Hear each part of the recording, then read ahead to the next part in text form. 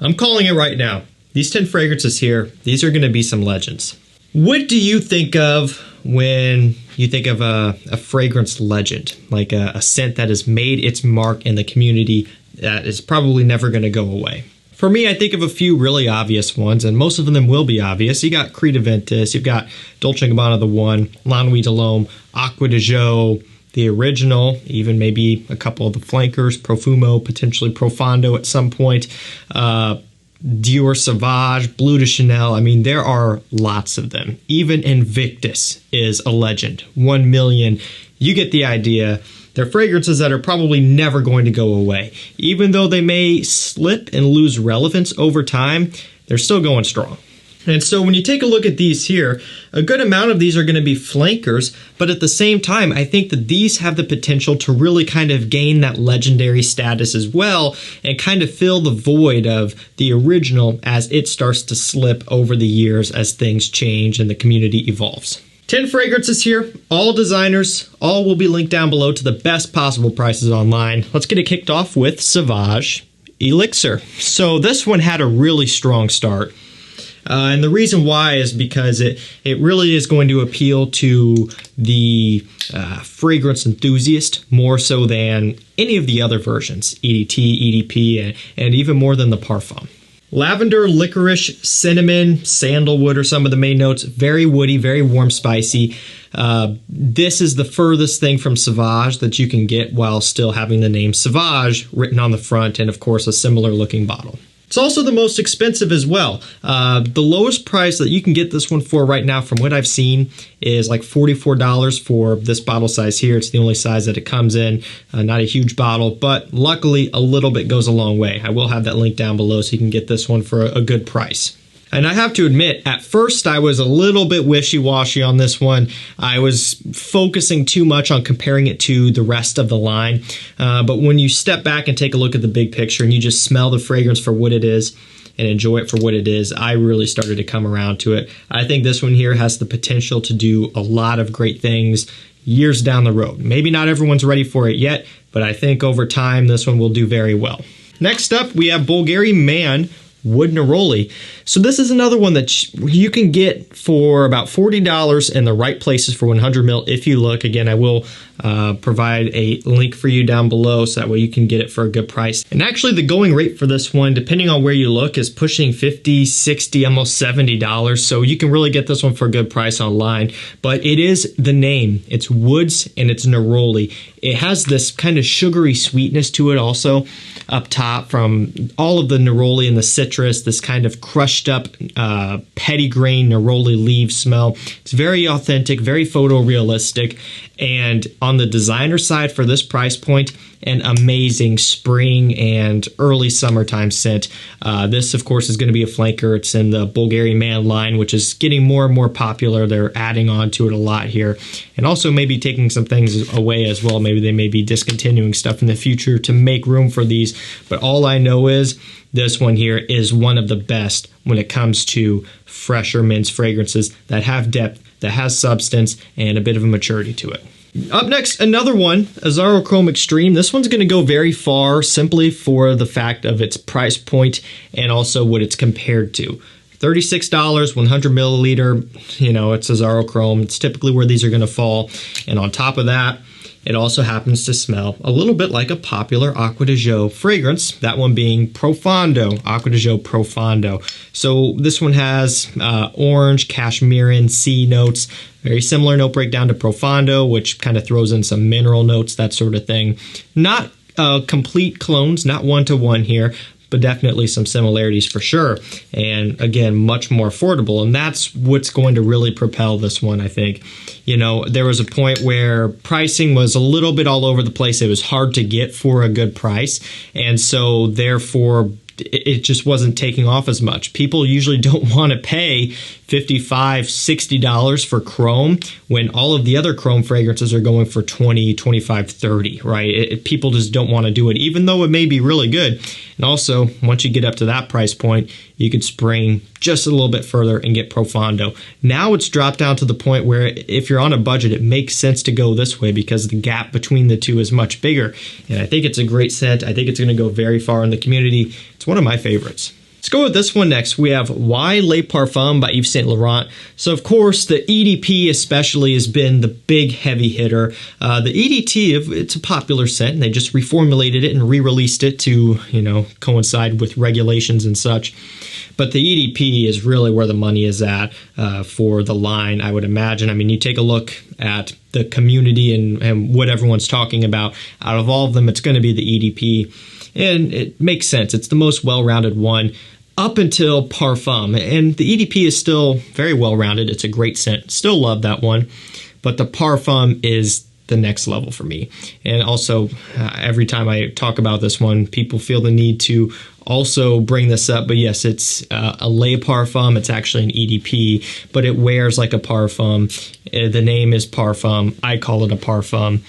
Because it acts like one. This one here really takes it to the next level. It's richer, it's smoother, it's even more well-rounded. And again, I think what a lot of people are going to really kind of gravitate towards about this one is the fact that it's not quite as loud and in your face as the EDP. Believe it or not, you know, fragrances can be too overpowering sometimes. People focus heavily on beast mode, but then yet, if you give someone something that's too beast mode, then all of a sudden they say, whoa, wait, that's too strong. Like people talking about why EDP being too strong, which it could be for some, and it makes sense. There are times where it's too strong for me, a little bit too much, and I just find myself reaching for the Parfum so much. It's such an easy wear. It's such a pleasant scent to wear. It's fun. I love it, and I think this particular version here, especially as time goes on and it gets in stock frequently on discounters, I think this one's going to do very well.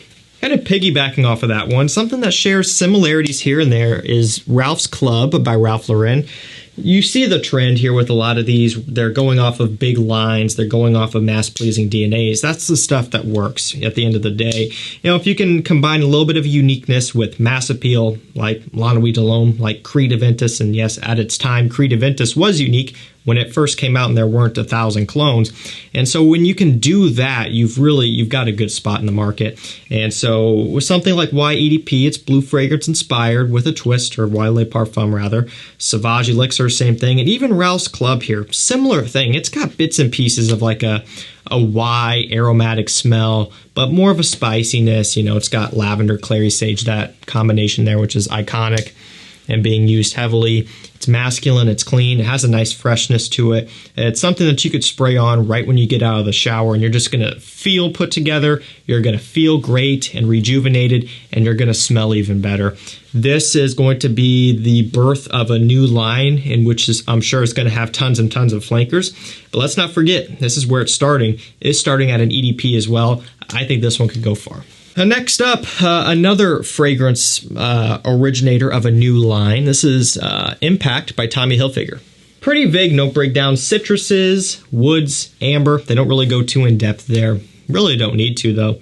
It is what it says. It's so mass-pleasing and wearable, though. You know, when you see that note breakdown and then you go into it with a blind buy, you're like, okay, what am I going to get here? It is pretty vague. But you ultimately get something that is just pleasant. It's down to earth. It's modern smelling. It just works. And while it may seem super boring, it may look like something that you could just pass off and write off and say, oh yeah, that's that. It's actually very pleasant stuff. I like how this one smells a lot. I also really like Impact Intense, which has a little bit of a latent smell to it. But I think just the original here is going to appeal to a lot of people outside of the community heavily, especially as it has time to populate out there. And I think it could go very well. Also, when talking about people outside of the community, they especially are probably really going to love this feature here. Even though most people won't use it, that's cool. And that also there, while it may be gimmicky, I think will really help this one do well also. Let's go with this one up next, EROS Parfum. So, you know, this to me has become the best EROS out of the entire line. EDT, EDP, Flame, all of those, that's it. And then of course the Parfum. This is my favorite by a landslide. Now don't get me wrong, I still love the EDT. It's a classic. EROS EDT, right? That's where it all started. The EDP is still good. Flame is still good. But the Parfum, again, it's adding that richness, that character, that depth.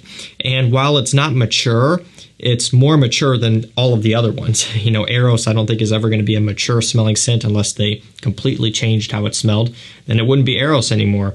You know, while still maintaining that smell, it kind of takes a step towards the more grown-up side of things a little bit. Again, while still maintaining, you know, kind of that fun EROS smell.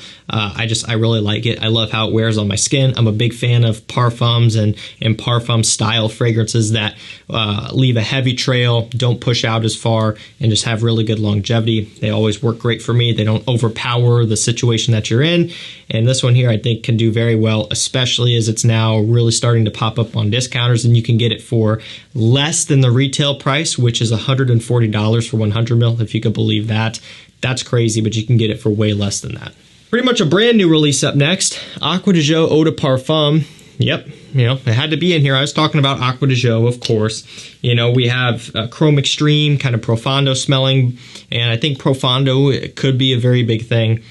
But piggybacking off the original Acqua di Gio and just putting out an EDP is a great move, and it's already going to help this one tremendously because, and it's pretty obvious here, but a lot of people wore this back when they were in high school, maybe back when they were in college, maybe you know, even when they were in middle school, depending on how old you are, right? People have talked about going through bottle after bottle of this one back when it was in its prime, and guess what? Now those people have an EDP version of the scent that they used to wear heavily, kind of back when it was first put out and everyone was, you know, rocking it, that sort of thing. And so you already have that kind of built-in marketing right there. On top of that, the scent is amazing. It's really a nice, mature, kind of refreshed version of the DNA. Very aromatic heavy here with the clary sage lavender. It's got the C notes, that sort of thing, mineral notes. So it kind of also combines some elements from other fragrances in the line. I love this one. I think it's amazing. I'm obsessed with it. I really am. It's one where I kind of had to pull myself away from just so I'm making sure I'm wearing and testing other things. But if I had my way, I would wear this one almost every day now that it's been warm outside. It works great in spring because of the aromatics, but I also think it's going to work great in summertime as well. This one here, this one's got a nice future ahead of it. I can see that already. Second to last, we have Artisan XX by John Varvatos. Vetiver, Sichuan pepper, bitter orange. It's really, really good. If you are a vetiver fan, you need to get your nose on this one and test it out, especially now that the price is finally coming down on this one as well. I really do think if you give it some time and if the right people get their hands on it and start realizing how good it is, it could become, you know, the next Artisan Pure or something like that. I don't think it'll become as big as Vintage or, I don't know, even the Dark Rebels. You know, those got a lot of hype at one point. But I mean, you know, it's kind of fresh, so it could compare with Pure a little bit, just being in the summer category, spring summer category. I think it really brings a ton to the table. If you want a super soapy, clean, masculine vetiver scent, this one here is your go-to, especially from the line. You know, it's got great quality, and while the performance isn't amazing, it's better than a lot of other John Varvatos fragrances, and that's saying something. And last up for this video, we have Stronger With You Absolutely by Emporio Armani. Vanilla, chestnut, and rum are some of the main notes. They did exactly what I was hoping they would do at some point. They added in a nice little boozy rum accord, and I love that in fragrances. They also brought back the chestnut. That was taken away and intensely. And I think the chestnut really makes this DNA what it is. It smells great. It kind of has this fireplace roasted marshmallows type of sweetness, almost gourmand in a way. It smells amazing. It comes across very nice. It kind of smells like sitting by either a campfire in the fall or a fireplace in the wintertime. Take your pick there. Both cooler seasons. You're both trying to stay warm in either situation. And it just has this roasted smell. Love the opening. You get that rum. You get that burst of sweetness. To me, it's the best one in the line. A little bit harder to get, and that's holding this one back big time. It's really hindering in this one. I think if this one was fully available at retailers and at discounters, I think it would have done incredibly well over wintertime, but it wasn't. It was on and off. People just can't really get their hands on it that easily. But once they figure that out for whatever reason, I don't know why that's happening, but when they get that sorted, I think this one here has the potential to go very far. And again, for me, it's the best in the line. Alrighty, 10 newer men's fragrances that will be legends at some point. I really do believe in these. I think these are all amazing, all worth owning in your collection because they all bring something a little bit different to the table. They're all wearable, easy to pull off, and really all of these are also great mass-pleasing scents as well. Big compliment getters. And also across the line, performance on just about all these is really good as well. Links to these will be down below so you can get the best prices. That's going to do it for me. Thank you so much for watching. Stay safe, stay healthy. We'll see you tomorrow with another one. Take care.